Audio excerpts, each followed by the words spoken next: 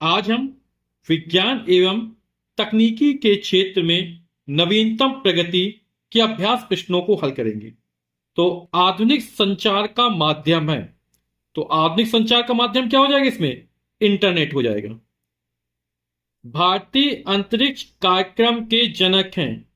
तो इसमें भारतीय अंतरिक्ष कार्यक्रम के जो जनक हैं वो कौन है? डॉक्टर विक्रम साराभाई। सूचना और संचार प्रौद्योगिकी आईसीटी यानी इंफॉर्मेशन एंड कम्युनिकेशन टेक्नोलॉजी का आरंभ हुआ है। तो ये कब आरंभ हुआ है? वर्ष 2004 में। ऊर्जा के नवीकरणीय स्रोत हैं। नवीकरणीय स्रोत या असीमित स्रोत है ना। तो इसमें क्या है? Petrol, diesel, LPG. LPG liquefied petroleum gas, द्रवित पेट्रोलियम गैस है ना। जो अपने घरों में सिलेंडर आते हैं उसमें कौन सी गैस भरी रहती है? एलपीजी गैस भरी रहती है। तो पेट्रोल, डीजल, एलपीजी ये ऊर्जा के अनवीकरणीय स्रोत है। नवीकरणीय स्रोत या असीमित स्रोत कौन से हैं? सौर ऊर्जा है। ठीक। प्रश्न संख्या 2 है, रिक्त स्थान की पूर्ति कीजिए। का नंबर व्यापार का अर्थ है। तो व्यापार का अर्थ क्या है? क्रय और विक्रय। अब बोलो और परिवहन के नवीन साधन है। तो परिवहन के नवीन साधन कौन कौन से हैं? आपकी किताब में लिखा हुआ है मेट्रो रेल, बुलेट ट्रेन और मोनो रेल परिवहन के नवीन साधन है। तो मेट्रो ट्रेन, बुलेट ट्रेन और मोनो रेल परिवहन के नवीन साधन है। स्नैपडील, फ्लिपकार्ट आदि कंपनियां हैं। और ये जो कंपनियां हैं है ना, ये ई कॉमर्स कंपनियां कहलाती हैं और ये ऑनलाइन व्यापार करती है ना। ICT information and communication technology है ना, योजना का आरंभ में हुआ। तो इसका आरंभ कब हुआ? 2004 में हुआ। तो सन 2004 में आईसीटी योजना का प्रारंभ हुआ। 3G और 4G के साधन है। और ये किसके साधन है? मोबाइल के साधन है। प्रश्न क्या 3 है, निम्नलिखित के सही जोड़े बनाइए। स्तंभ का कि स्तंभ खा से मिलान करना है।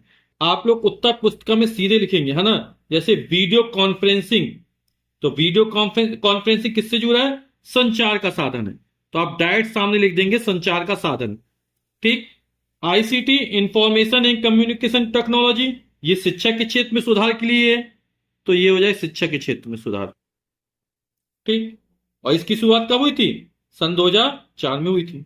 IRS इंडियन रिमोट सेंसिंग या भारतीय दूर संवेदी उपग्रह है ना। तो इसमें भारतीय दूर संवेदन उपग्रह IRS। आईएएस का पूरा नाम क्या है? इंडियन रिमोट सेंसिंग है ना। रक्षा एवं प्रतिरक्षा क्षेत्र में डीआरडीओ है ना। डीआरडीओ का पूरा नाम डी से डिफेंस, आर से रिसर्च एंड डी से डेवलपमेंट, ओ से ऑर्गेनाइजेशन है ना, यानी रक्षा अनुसंधान एवं विकास संगठन। और इसका कब गठन हुआ? 1958 इसका गठन किया गया है। तो रक्षा एवं प्रतिरक्षा डीआरडीओ। भूरी क्रांति, और जो भूरी क्रांति है वो उर्वरक के क्षेत्र से संबंध है। आप लोग कक्षा 7 में पढ़ा भी होगा है ना। जैसे नीली क्रांति मत्स्य उत्पादन संबंधित थी, पीली क्रांति तिलहन उत्पादन संबंधित थी, श्वेत क्रांति दुग्ध उत्पादन संबंधित थी। इस तरह भूरी क्रांति उर्वरक के क्षेत्र में है ना। प्रश्न संख्या 4 है, निम्नलिखित प्रश्नों के उत्तर एक शब्द में दीजिए। का नंबर है, राष्ट्रीय अनुसंधान समिति का गठन कब हुआ? तो राष्ट्रीय अनुसंधान समिति है, इसको बोलते भारतीय राष्ट्रीय अनुसंधान समिति है ना, इनको स्पार्क। और इसका गठन कब हुआ? सन 1962 में हुआ। ठीक है। और ये डॉक्टर विक्रम साराभाई की अध्यक्षता में हुआ था। खा नंबर, प्रक्षेपास्त्र विकास कार्यक्रम के अंतर्गत किसका प्रक्षेपण किया गया है? तो प्रक्षेपास्त्र विकास कार्यक्रम के अंतर्गत बैलिस्टिक प्रक्षेपास्त्र, आकाश मिसाइल, ब्रह्मोस सुपरसोनिक मिसाइल आदि का प्रक्षेपण किया गया है। अगला प्रश्न है, 20वीं सदी के सर्वाधिक सफल ऊर्जा के स्रोत क्या थे? तो आप लोग समझ गए है ना कि सर्वाधिक सफल ऊर्जा यानी नवीकरणीय ऊर्जा स्रोत में आएगा। असीमित संसाधन होंगे है ना, तो इसमें कौन आ जाएगा? सौर ऊर्जा आ जाएगा, जल ऊर्जा आ जाएगा, पवन ऊर्जा आ जाएगा। ठीक।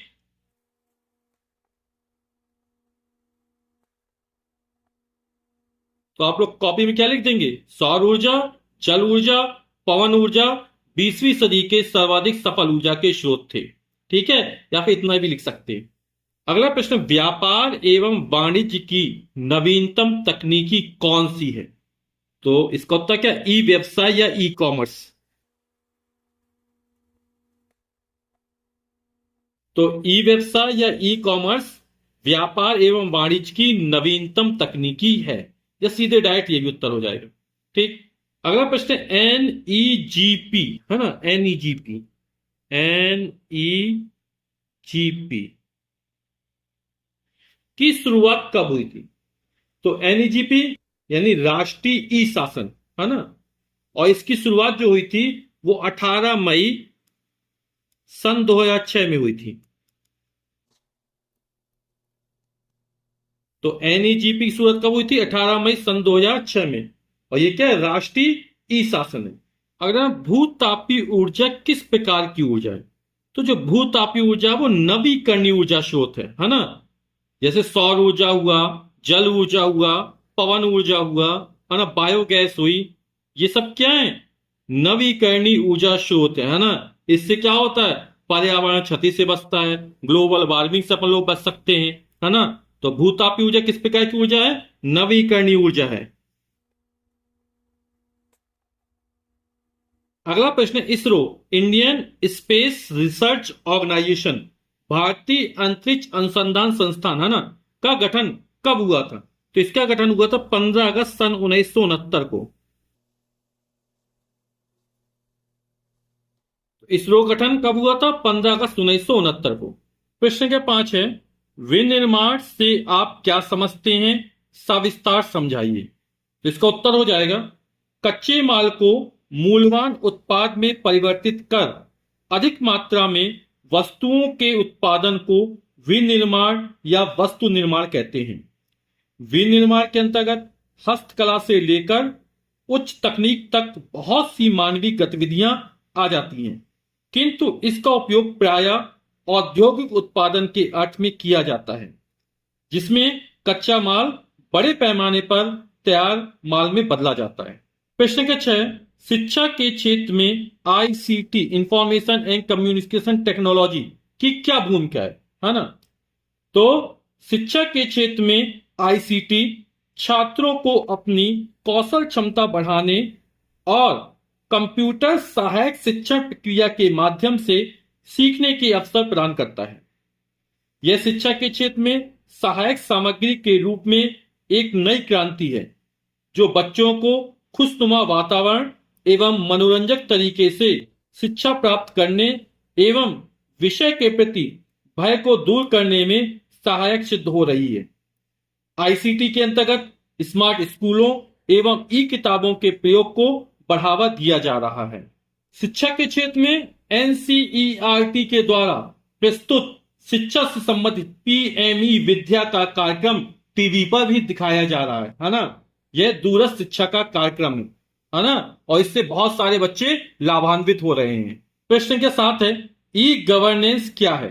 तो उत्तर हो जाएगा, सरकार की आम नागरिकों के लिए उपलब्ध सुविधाओं को इंटरनेट के माध्यम से उपलब्ध कराना ई गवर्नेंस या ई शासन कहलाता है।